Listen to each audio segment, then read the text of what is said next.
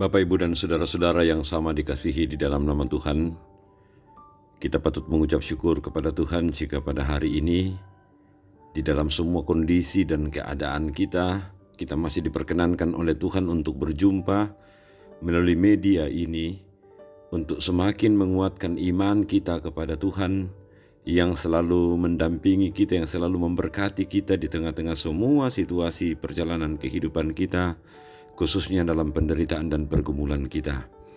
Hari ini kita akan membaca mendengarkan firman Tuhan. Mari kita memohon pertolongan kuasa Roh Kudus untuk menyertai dan membimbing kita. Mari kita berdoa. Terima kasih Tuhan untuk hari baru yang Tuhan karuniakan.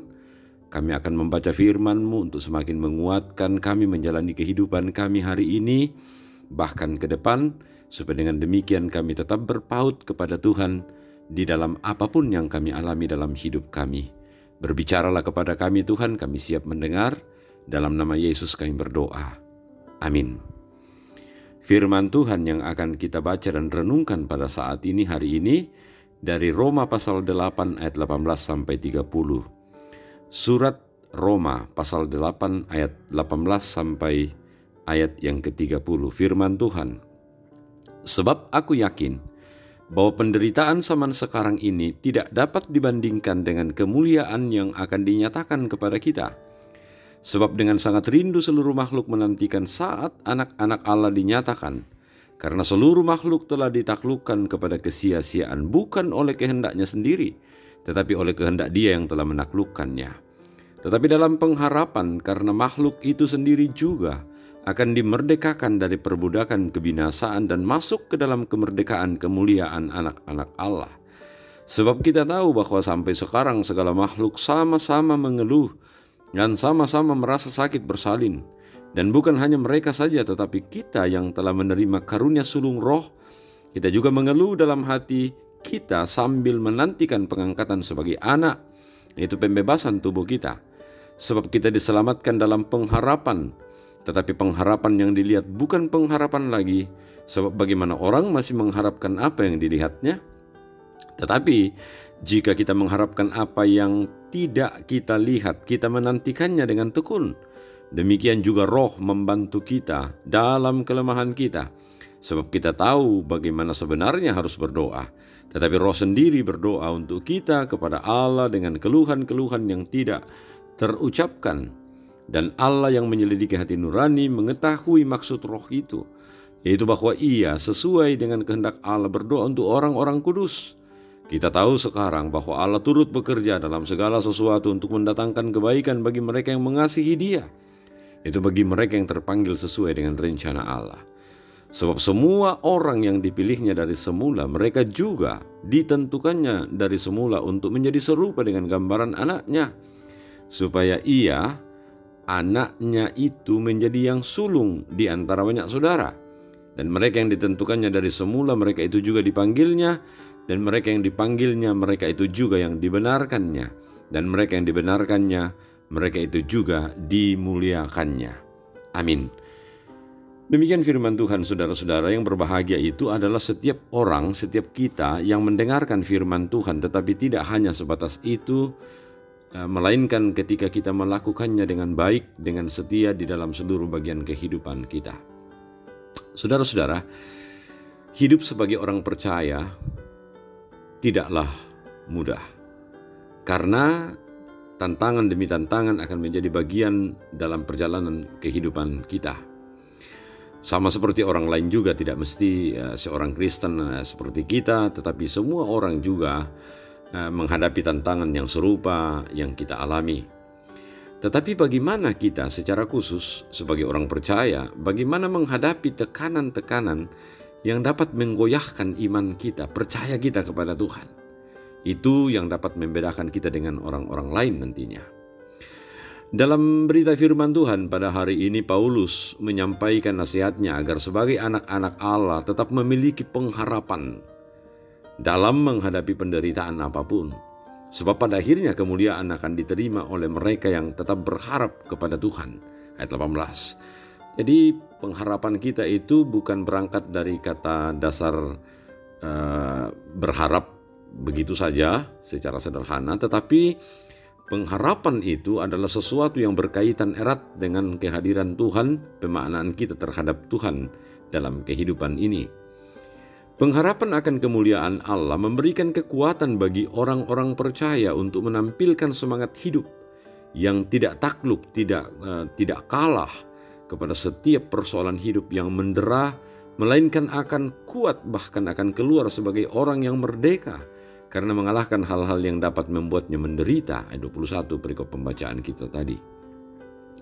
Rasul Paulus sadar bahwa semua makhluk akan merasakan penderitaan karena dosa.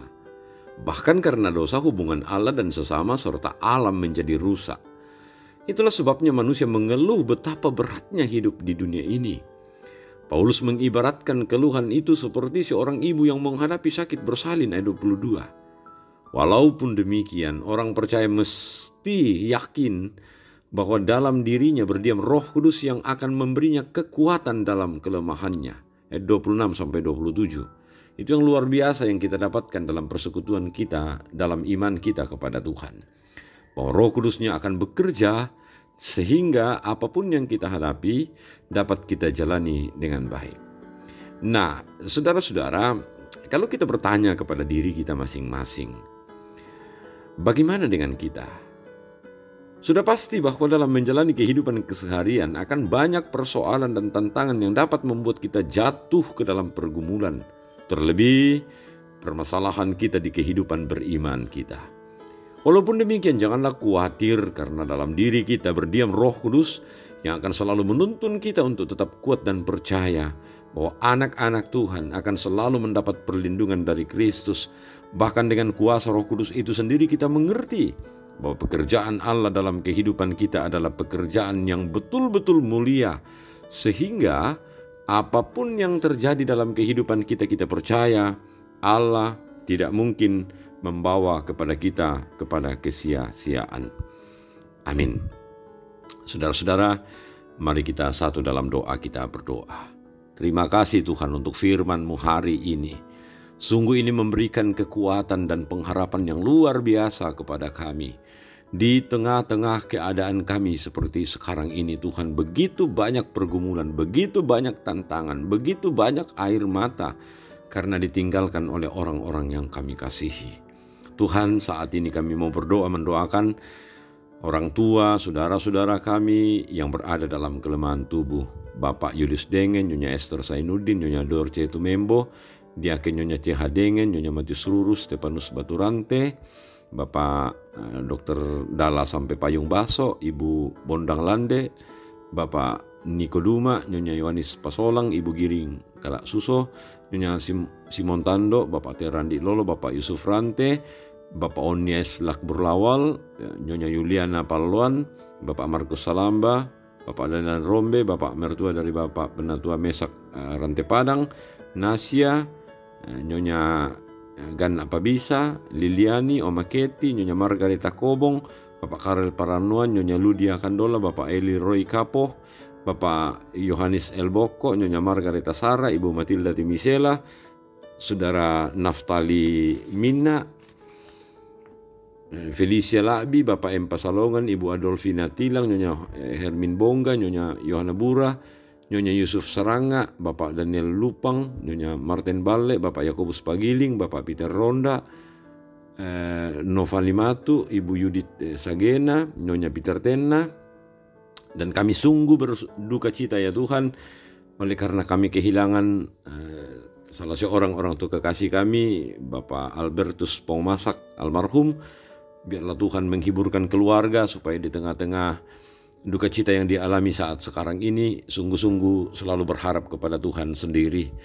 Kami terus berdoa biarlah dalam keadaan sakit yang dialami oleh yang telah kami sebutkan namanya atau mungkin yang belum sempat kami sebutkan namanya, Tuhan, biarlah mereka selalu kuat dan berpengharapan di dalam Tuhan. Kuasa Roh Kudus bekerja untuk memberikan pengharapan akan pentingnya dan bermaknanya kehidupan di dalam Tuhan, sehingga sekalipun saat ini belum sembuh atau menuju kepada pemulihan untuk sembuh, selalu ada kekuatan yang memungkinkan untuk hidup bersama dalam sukacita di dalam Tuhan. Kami mau berdoa untuk kehidupan kami selanjutnya. biarlah Tuhan berkenan untuk menopang dan menolong kami semua. Di tengah-tengah pergumulan kami karena pandemi, biarlah Tuhan juga terus bekerja di dalam kuasa Roh Kudus, memberikan kekuatan dan pengharapan kepada kami. Pelayanan di tengah-tengah jemaat, biarlah Tuhan berkenan untuk menopang dan menolong kami semua, sehingga kami tetap setia dan tekun di dalam pelayanan dan kebersamaan ini, sehingga dalam jemaat ini Tuhan selalu muncul ungkapan syukur dan sukacita kepadamu. Bapa di surga, berkati kami terus dalam hidup kami, jangan tinggalkan kami Tuhan, karena bersamamu kami dapat menjalani setiap bagian tersulit dalam kehidupan ini. Ini doa dan ungkapan syukur kami Tuhan, permohonan kami angkat kepadamu hanya di dalam nama Yesus Tuhan dan Juru Selamat kami yang hidup. Amin. Jadi saudara-saudara, mari kita jalani hidup hari ini dan hari-hari ke depan, tetap setia kepada Tuhan, kuasa Roh Kudus bekerja, dan pengharapan kita semakin dekat kepada Tuhan, semakin dikuatkan di dalam Tuhan. Shalom.